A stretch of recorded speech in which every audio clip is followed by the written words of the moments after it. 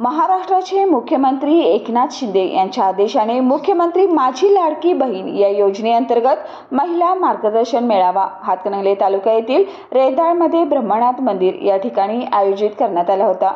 त्या प्रसंगी महिला जिल्हाध्यक्ष वैशालीताई डोंगरे, युवासेना जिल्हाध्यक्ष सलोनी शिंत्रे तसेच उपजिल्हाध्यक्ष भनगे, उपजिल्हाध्यक्ष स्वामी, तालुका अध्यक्ष अजित सुतार, रेदाळ जिल्हा परिषद विभाग अध्यक्ष विक्रम जगदाळे, शहराध्यक्ष शरद पाटील, युवासेनेचे शिवाजी कोळी, गुरु कोळी, शशिकांत माळी, प्रणव कोळी, मुकुंद सुतार, धनाजी पेसे तसेच महायुतीचे नेते MB माळी, सचिन मेथे, नितीन पाटील, गुंडा तांबे वस्ताद, मुख्यमंत्री जल कल्याण कक्षाचे शिवाजी हांडे, अर्जुन जाधव, गणेश कोळेकर, अमोल माने उपस्थित होते। सूत्रसंचालन उदय सुतार यांनी केलं, तर या कार्यक्रमाचं नियोजन व आयोजन उपतालुका प्रमुख महेश कोळी यांच्या नेतृत्वाखाली झालं।